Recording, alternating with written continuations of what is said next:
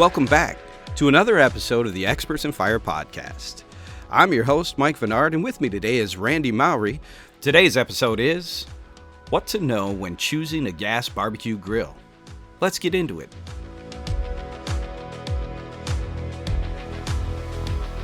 Today's episode is brought to you by the Flamecraft Tondo Gas Fire Pit. The Tondo features a two-piece interlocking design that's easy to assemble and light enough to ship ground. With 36 possible color combinations, it's easy to customize the Tondo to match your style.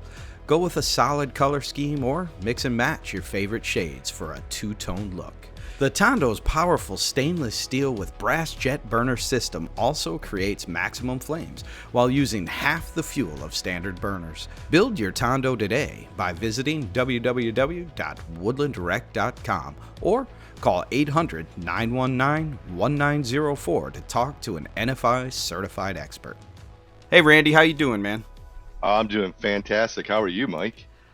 I'm pretty great myself, brother. I gotta tell you, we live in the wonderful, beautiful state of Michigan, and I have to say that because for a couple months we've been complaining. Yes. What do you mean by that? You mean like the tank top and the shorts, and then 5 hours later the winter parka? We always know we're gonna go through it, but we do it, right?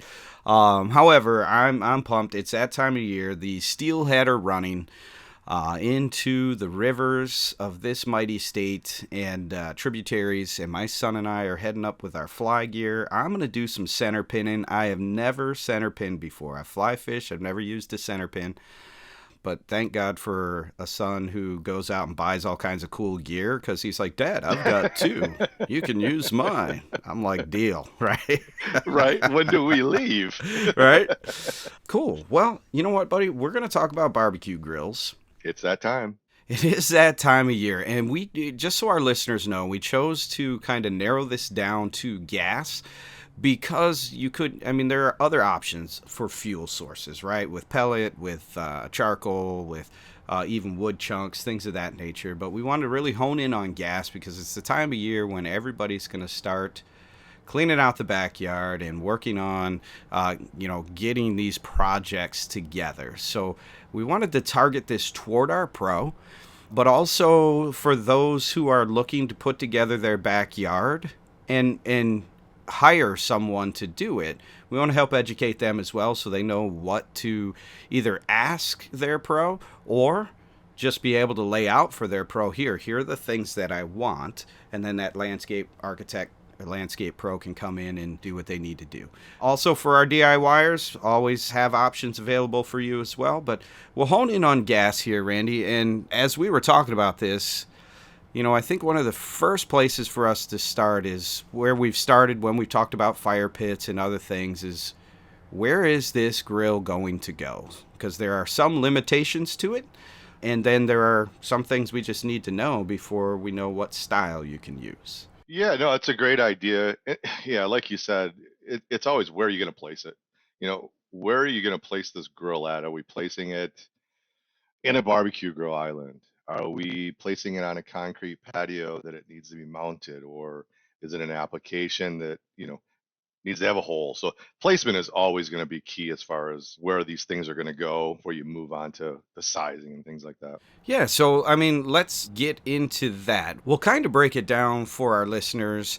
So we have three options, and you kind of ran through them there, Randy, but the one we sell the most of are built-ins. So what is it that I'm going to need to know if I'm considering a built-in? What am I going to need to know as far as where I'm putting it? So built-ins are just how it sounds. Think of, you're going to be building it into something. You're going to be building it into an island. You're going to be building it into some type of countertop surface. Maybe it's pre-existing, or maybe you have a landscape contractor that's coming out and building something new for you. So it is just that. There's a couple applications with the built-in that you want to always consider is the materials that you're putting it into, because just because it's a built-in grill, if the placement of the cavity that you're putting it into, if it's not designed for a built-in, then you could have some safety issues there. So we always want to take that into factor. If it's a combustible island, we'll say they may have like an insulation jacket that you can use. It insulates from a safety standpoint. it helps isolate and keep the heat away from that combustible island that it was built into if it's pre-existing. Obviously, if we're on the front end of a project and the folks are building a new island from scratch, we want to make sure that that island is non-combustible material. It'll save folks a lot of headache and pain down the road for sure. Yeah, yeah, that's a solid point. Safety concerns are always what we talk about, and it's hard for a client who calls in and says, "Well, I already have this scenario," and we have to tell them then you need an insulating jacket. Talking to our pros and our landscape architects out there, sometimes they want to throw wood in. Don't use it. Figure out how to use metal studs, figure out how to use anything other than wood, because there are still combustible concerns when it comes to grills and islands. So that's a solid point there, Randy. Now, I think as well, same thing we said during our episode on fire pits, look up.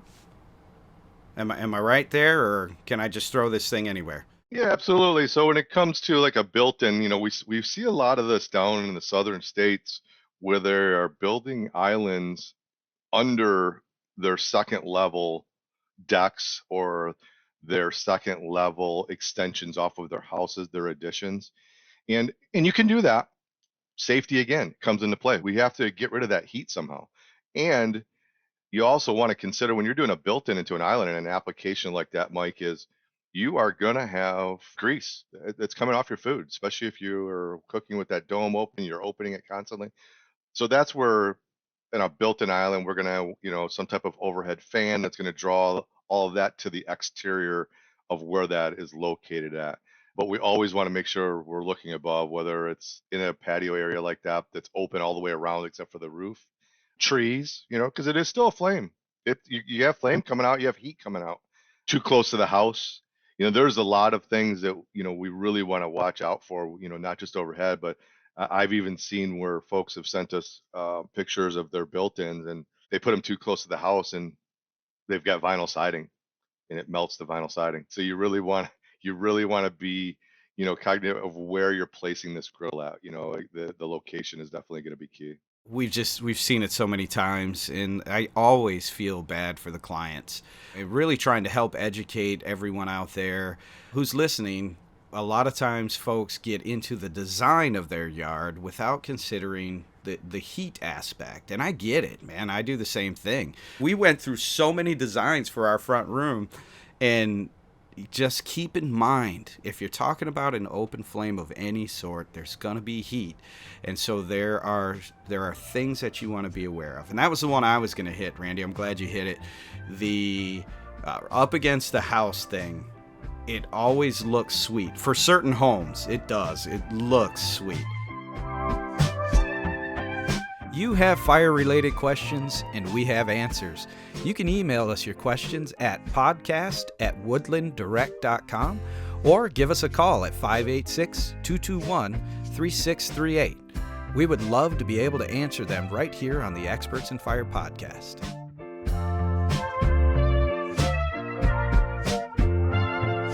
We've talked about the built-in and where it can go.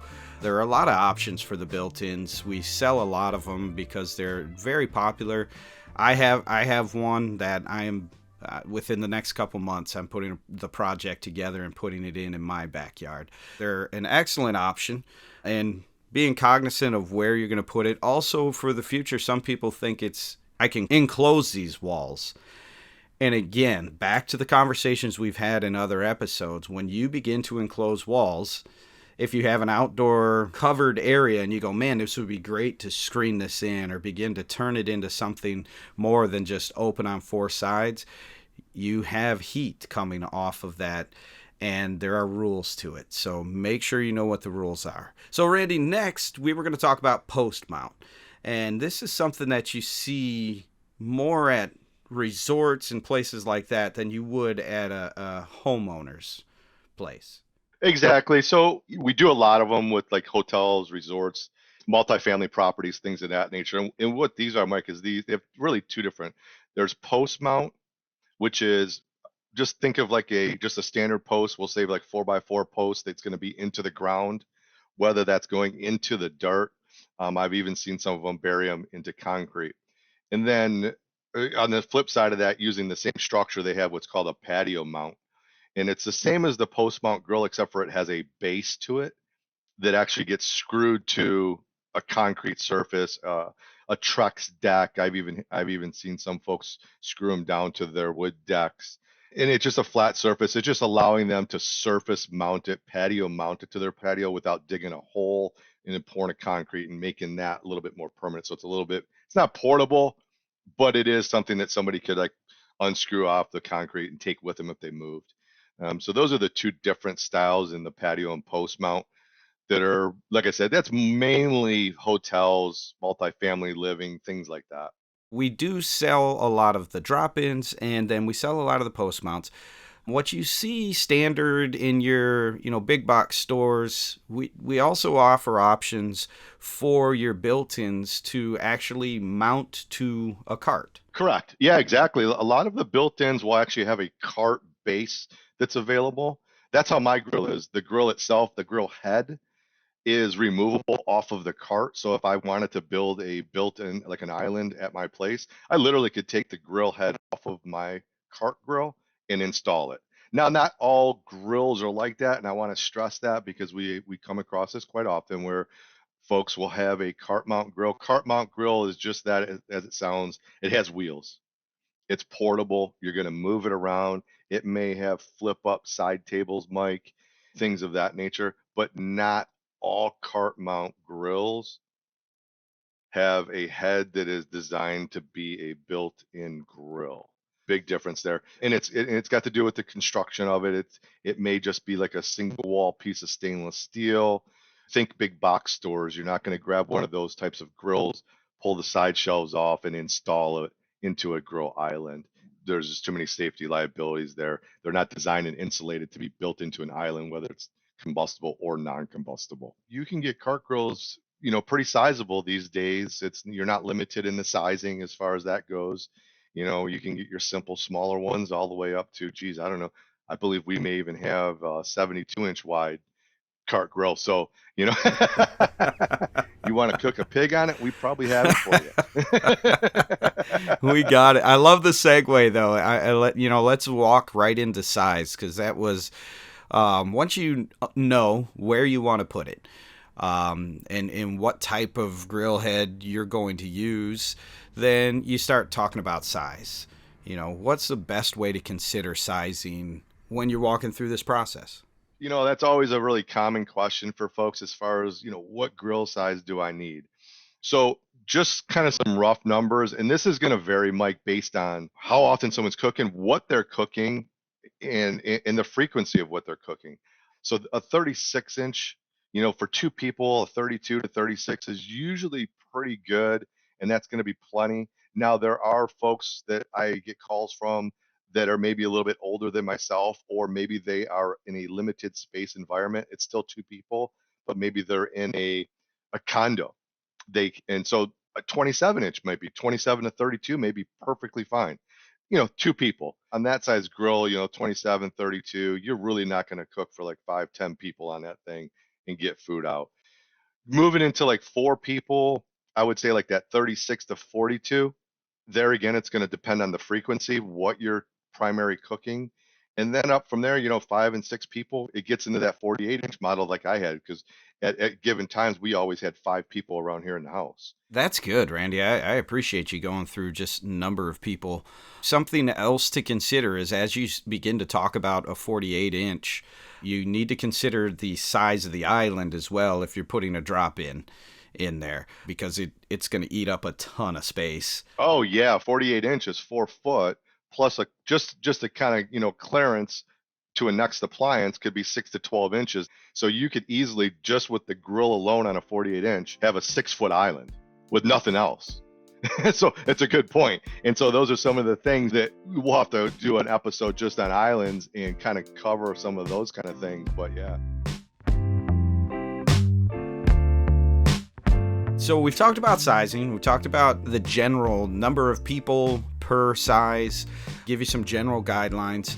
But now, Randy, let's get under the hood of these things, right? Because there are so many touch points to why to go with a drop in, and the price ranges go from 18, 1900 bucks all the way up to 15, $16,000, right? So there are a ton of bells and whistles in this category. There are a lot of different things, but let's get under the hood and just talk about stainless and what they're made of. When we talk about built-in grills, and this is what you're going to find across the board with the Woodland Direct grills, is most manufacturers are going to use 304 grade stainless steel, which is basically like a chromium nickel blend, non-magnetic. It's outdoor rated and it's weather resistant. Then they cover 316 grade stainless steel is a marine grade stainless steel. So what they do is they drop the chromium a little bit and then they add its, and I know I'm going to botch this up, but it's called molybdenum. I don't even know how to pronounce that. It's an additive that is it's more resistant to corrosion and like the chlorides that you get from like seawater. So those are your marine grades. So if you just think of 304 as you're going to be your standard, you really want to stay in 304. 316 is going to be a marine grade, so it's going to give you more resistant to corrosion. And so we do a lot of those. You'll see boats, dock areas that are putting grills by their docks, or even like big boats and yachts. Those are going to be like 316 marine grade grills. What you tend to find is a lesser grade of stainless steel, and a lot of times it may even be have like a powder coated. It's 430 grade stainless steel. It's just going to give you a little bit of protection, but it is still, if you get a chip and things like that, it is still gonna rust. Typically, you're gonna find them. It's magnetic, and that's a really good way to tell when someone's shopping for a grill. Is if a magnet sticks to it, then it's definitely not going to be. It's not going to have that higher quality of stainless steel into it. You want to keep going because it's going to be the 304, 360. They're non-magnetic in that application. So it's just kind of like, yeah, definitely not the scientist to go through the details, but kind of gives you kind of a good idea of where to go with stainless steel. And then when you get into under the hood, your cooking grates, your burners, the burners are like the engine of the car. Those are the things that are going to get really, you're using it all the time. Every time you start the car, you're using that motor. Every time you start that grill, you're using that burner, Mike. When you think of burners, so many things ran through my head, from tube burners to cast burners to infrared burners. There are a lot of options out there. When it comes right down to it, you're looking at that engine. They're all going to get you from point A to point B, but I get it. There are a lot of places though where our pros are going, man, I don't want this thing to all of a sudden turn into a headache for me, right? And that's really where we dive in and do our work for our pros. Is I want to give you something that's going to be hassle free. In 2 years from now, somebody isn't calling saying, you know what, my grill isn't working anymore, what did you put in here? Because a lot of times our pros are offering packages that we've put together with them and for them so that they can just bang these out, grill after grill after grill in an island. And that's kind of how we do our work, is to say, okay, tubes, infrared, cast. Can you talk a little bit to each of those, Randy? What you're going to find across the board, most grill manufacturers are going to use a tube burner. The key to the burners, it's going to be the stainless steel. Most of these manufacturers are using a 304 stainless steel burner, and I can only speak for what we offer. The grills that we're providing for our clients are going to have a 304 stainless steel burner, and the burners are going to vary, as you mentioned, a tube or a cast. They are 304 cast stainless steel, and the 304 burner is going to last much longer than like a 430 stainless steel burner. And the other part of it that is with those burners is watch the warranty. We'll start lower quality 430 first. Those might be 1 year warranty. I can tell you what's going to end up happening with that is it is going to oxidize and start to rust right away. And then at some point, what happens there is when it rusts through, now the holes, the ports that have been drilled into that for flame distribution are really going to mess your grill, because now all of a sudden you have a rust hole in it. Now we have extra flame shooting out. So you're going to have some major challenges there. You go into the 304 grade stainless steel burner, they're going to take the brunt of it, but now you're moving into a burner that, depending on the manufacturer, it may have a 5 year warranty, it may have a lifetime warranty on it. And then you get into the cast stainless steel. So, no, now some people go into the extra mile, we'll say, and they actually make a cast stainless steel burner, 304 grade, with a lifetime warranty. What's nice about a cast stainless steel burner versus a tube burner is tend to hold and kind of radiate a little bit more heat to help with that flame distribution in your grill. So it's always a great option. And then, of course, Mike, we have a manufacturer that makes a ceramic burner, which is a whole different ball game to the stainless steel.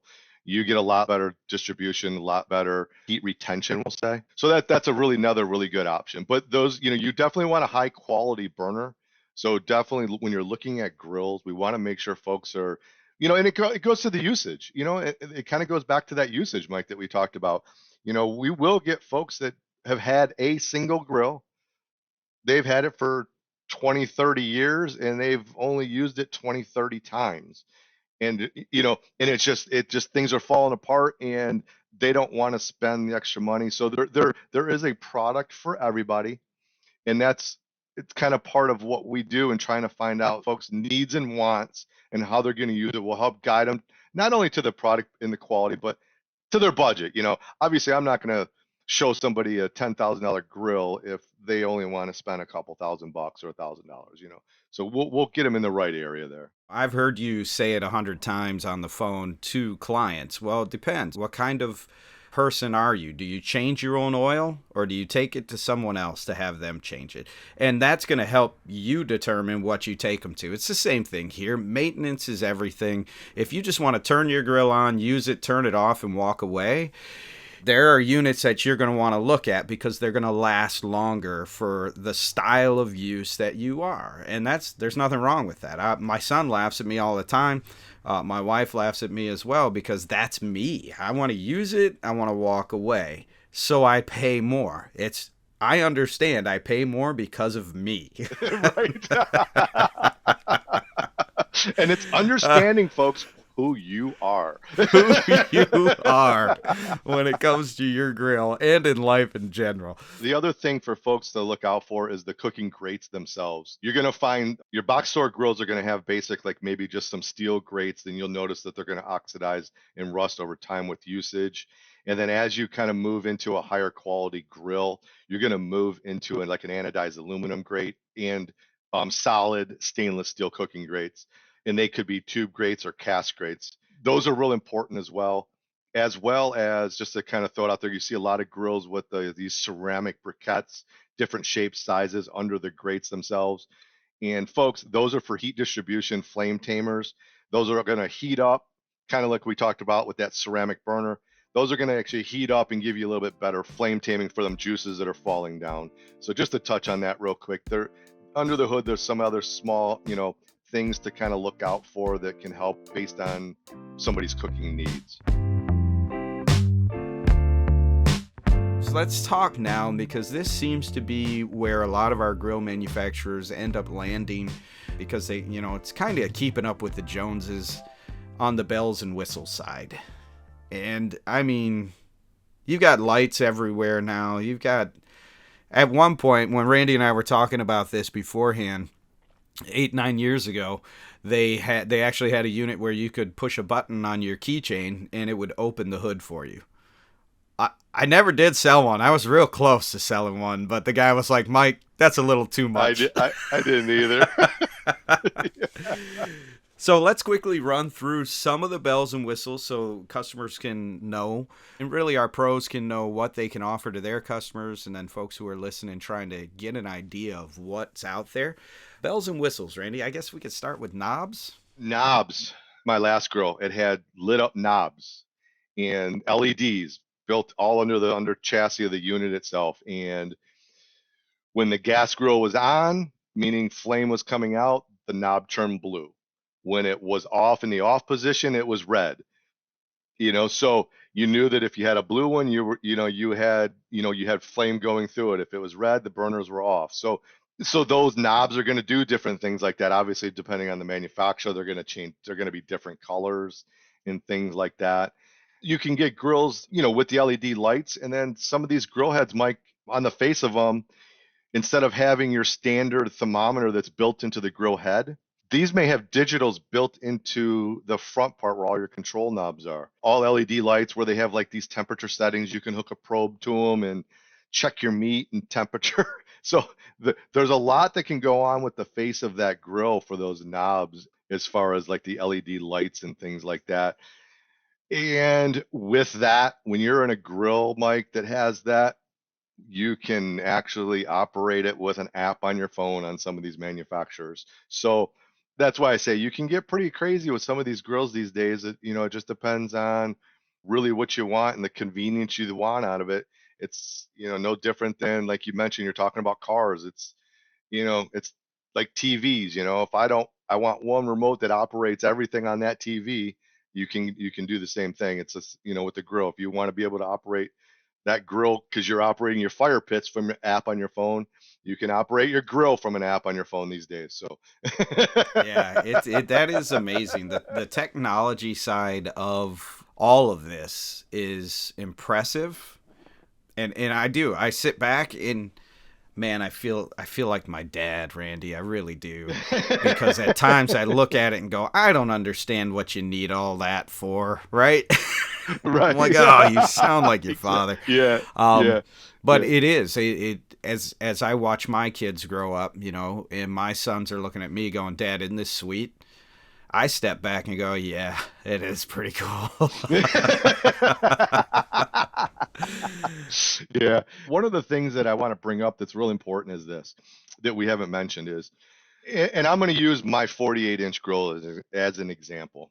So it had the LED lights on it and things like that. With that being said, you also want to consider it required power. I needed 110 volts of power to be able to use the spark igniters on it, because that's another thing. Like when we talk about the grill itself, is how do you want to operate it? How do you want to turn it on? Do you want just a simple clicker or sparker like you find in general, or do you want something that is going to automatically fire each burner independently? And some of these grills may require electricity. So if you have like lights under the hood, LED lights, you need electricity. And that's whether it's a cart grill or it's a built-in. So anytime I wanted to use my grill, I had to plug it in, get everything fired up.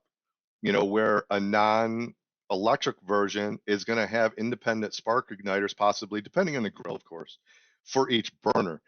So that's real important, Mike, because whether it's a built-in or a cart grill, you may or may not need power depending on what amenities and features you want. That's a great point. I was thinking the same thing while we were talking about it.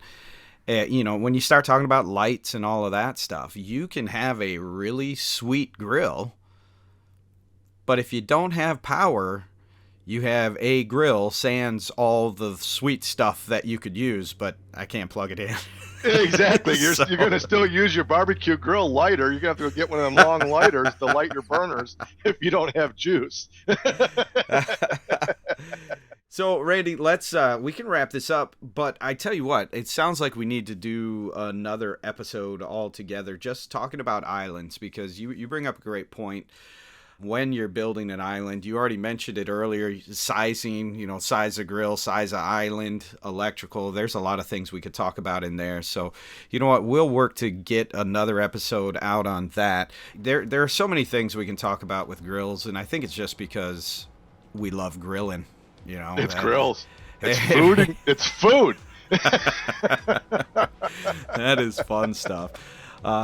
So if there's anything that you want to hear about, or if there's anything as a listener of this podcast that you go, man, I wish they would have touched on, please reach out. There are multiple ways to get a hold of us, and our team would love to grab a hold of your questions and information and get it so that we can get you an answer and keep you moving down the road. So to all of our listeners out there, we thank you so much for joining us each time we drop one of these podcasts. Randy, as always, brother, I appreciate you taking the time to do this with us, man. Oh, no, thank you. Appreciate it. Everybody in the Northeast, the warm weather is coming. Don't worry. It is coming. It's on its way. Join us next time for choosing the right barbecue island for your gas grill. We'll see you then.